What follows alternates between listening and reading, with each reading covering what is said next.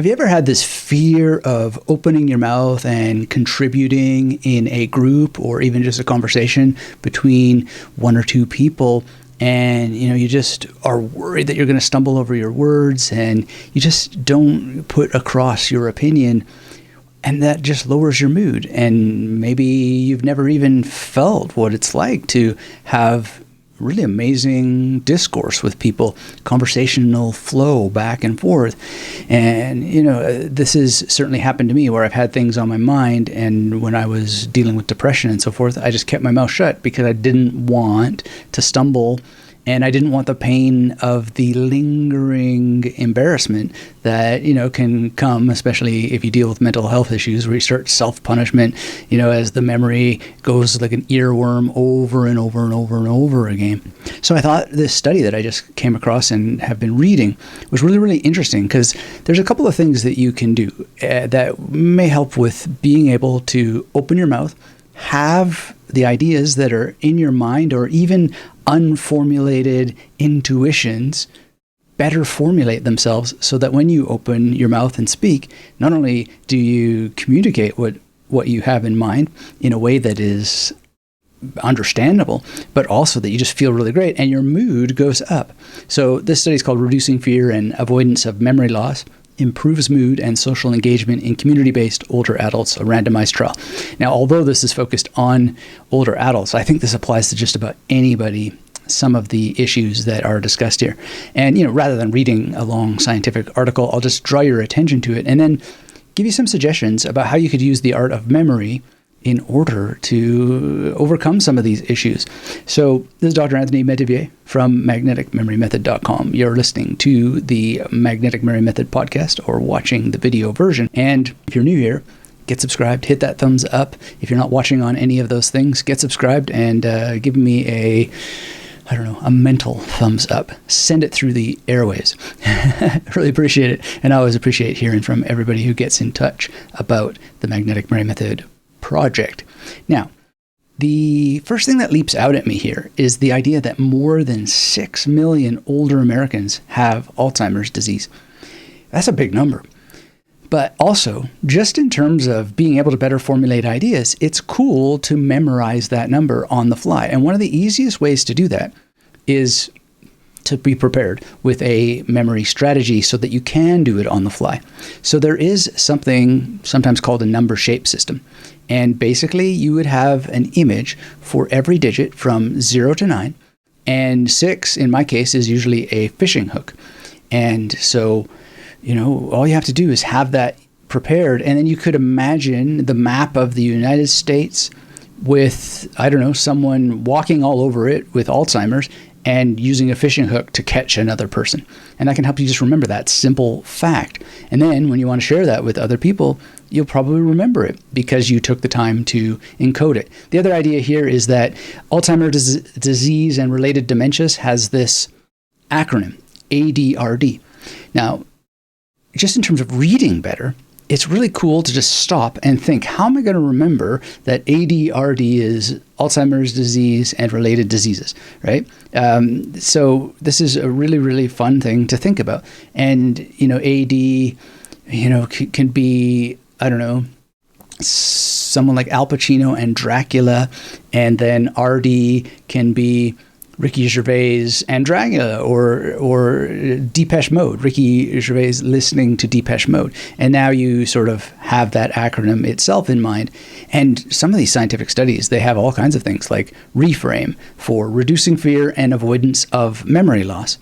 And so now, rather than just sort of thinking, well, I'll remember what reframe means, you could think, okay, so what am I going to do for that? And the first thing that comes to my mind is the read technique, which is the thing that detectives use. I write memory detective novels, so I think about the read technique perhaps more than the average individual. But you might think of Oliver Reed, right, the actor, or just try to start getting into the habit of, what does this remind me of? Isn't it Moses who is sent down the river in a boat made of reeds? Just anything that has that that makes sense to you. And if it's, got to be good enough or close enough, Ren and Stimpy. Starts with R-E. And then frame. So, if I were to go with the Oliver Reed thing, I might combine all of these images and have Oliver Reed making a boat out of reeds, and he's putting in a frame in there, and in the frame is a picture of himself as a young boy or whatever, reducing his fear, and his fear specifically of memory loss, because he needs to be a great actor. So now I'm kind of using the story method a little bit, and I may put that in a memory palace. So already just having a lot of fun here, got an image for 6 million, got something for ADRD, and now for reframe. And it's just going to get remembered a lot better. And then in terms of communicating this better, before that you go into a situation where you want to raise these topics and discuss with people these facts that you would love to have part of the discussion, write it out from memory. Have a simple memory journal, just like this. And use your memory journal to write out, literally, if you're watching this video, I'm just going to put out here, 6 million, and then I'm going to put out ADRD, and then I'll put reframe. And there, it's written out. Now, this is helping to establish that memory. And, you can go into more detail and write out what exactly is there in terms of what these acronyms mean, etc. Write out everything. If I make a mistake, no problem. I go back and I look at the original information and I think, how am I going to fix this? And then I'm much more likely in a conversation to say, oh, that reminds me of reframe, and start to unpack what that acronym is. People need to reduce their fear and their anxiety around and I have to encode it myself, the avoidance of memory loss. And I think, okay, so avoidance, that's kind of a tricky word. What mnemonics am I going to come up with there? I may think of Aristotle and how he used an aviary as a memory technique, or a metaphor for how memory palaces work, and so on. And already this starts to develop more recall the next time that I look around it. So while you're reading, you can just start the process, but always see if you can write out from memory what it is that you want to do, and what you want to be able to talk about, and then make sure that you allow that process to be part of what you're doing. So in this article, there's quite an elaborate discussion. Basically, some of the key points here are that taking some time to become mindful of your fears can influence your behaviors and improve your behaviors because you've thought about them. You've had some sort of metacognitive understanding of what's going on in your head. Oh yeah, I am worried about that. I am afraid of that. That is influencing my behavior, and it may be that it's a negative influence where you're avoiding certain situations. And now you can think about, how am I going to intervene on this situation and make things different? So I've suggested an intervention today. At the risk of being repetitive, that intervention would be making some mnemonic images like 6 for 6 million and ADRD images and reframe, and then writing out from memory what it is that you did in a journal. And then perhaps in the shower, practice speaking with yourself so that you're able to contribute your ideas. So the strategies themselves, there can be many, many, many strategies, but you've got to figure out what action you're going to take and reflect on whether you really have these fears or not. And if you do, what would be the behavioral changes that you could actually start to implement? And I think that a lot of this is really, really important, because part of the study, people were having distressing thoughts like, memory lapses mean I'm unwell. And having that thought, just knowing the term memory lapse shows just how educated our society is. And so, you may think, what kind of memory lapse am I having? What was the context? Sometimes people have memory lapses that really aren't memory lapses. They just didn't pay attention in the first place enough to remember it. The best memory champion in the world, if they're not paying attention to the information, they're not going to remember it either. So sometimes it's really an attentional problem rather than a memory problem. And then it may be also a prerequisite problem, or a preparedness or a qualification problem. Oftentimes, we're in environments where people are talking about topics that we have no foundational context for. So we struggle to remember these things because we've never heard these before, like apo status. I don't know what that is. It's new to me, and so it's much less likely to get remembered because it's absolutely new and it's in a context that I haven't gone through before. In any case, these are other strategies that you can think about. It's just inquiry, asking questions. Why didn't I remember that? Is it really a memory problem, or is it an attention problem? And in speaking, if words aren't coming out of your mouth as quickly as you would like them to, and then you have mood problems after, you start to punish yourself because you didn't contribute in the way that you thought that you could have, it's also like, is it that it didn't come to my mouth, or I wasn't able to speak because of my memory, or was it that I was tired? Is it that the other speakers were engaging at a speed that, maybe I need to change my behavior and say, whoa, slow down. Do you mean to say, and then because, I ask because. So this is sometimes our problem is not memory, or that we're worried about the dexterity of our vocabulary or our abilities to speak eloquently. It's that we just haven't really tried to engage in the way that I think people who speak a lot actually do engage. They interrupt, they ask questions, and they often say, I don't understand what you're saying. Do you mean?